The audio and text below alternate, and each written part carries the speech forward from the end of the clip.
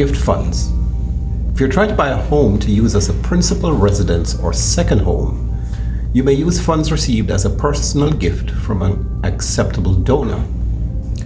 Gift funds may fund all or part of the down payment, closing costs, or financial reserves, subject to the minimum borrower contribution requirements, which we'll talk about in a moment. Gifts are not allowed on an investment property. So who's an acceptable donor? A gift can be provided by a relative, defined as the borrower's spouse, child, or other dependent, or by any other individual who is related to the borrower by blood, marriage, adoption, or legal guardianship, or by a fiancé or domestic partner.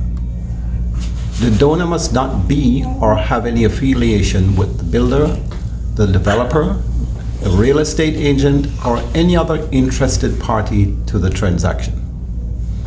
As a borrower, you may still have to contribute your own money for some transactions, and there are some minimum borrower contribution requirements for a transaction that contain gifts. Let's say you're buying a 1 to 4 unit property as a principal residence, or you're buying a second home. If the ratio of your loan to the value of the property is 80% or less, all funds needed to complete the transaction can come from a gift.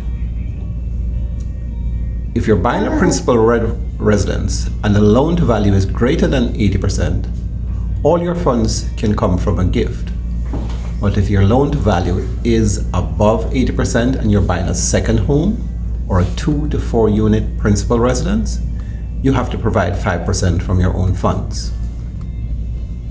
After the minimum borrower contribution has been met, gifts can be used to supplement the down payment, closing costs, and reserves.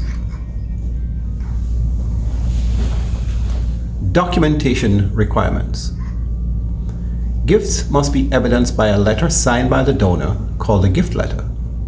The gift letter must state the dollar amount of the gift, the date the funds were transferred, including the gift giver's statement that no repayment is expected, and indicate the donor's name, address, telephone number, and relationship to the borrower.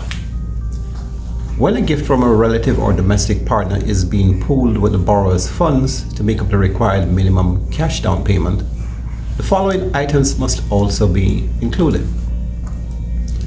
A certification from the donor stating that he or she has lived with the borrower for the past 12 months and will continue to do so in a new residence.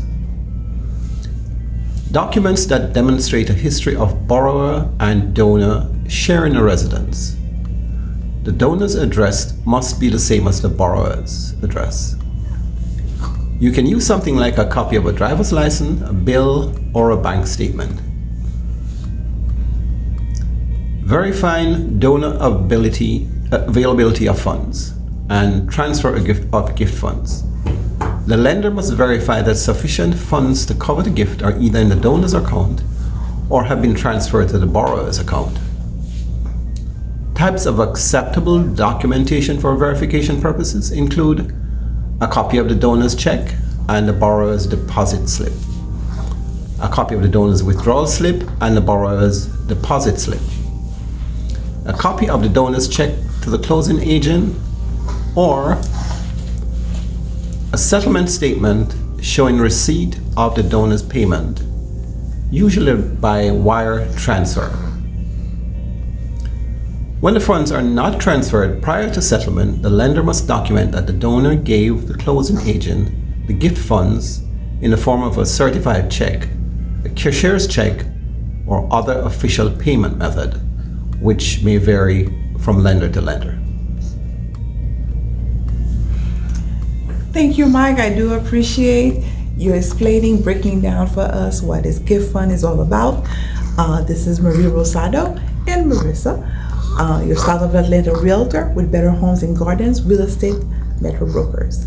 Thank you for your time and see you next time. Bye.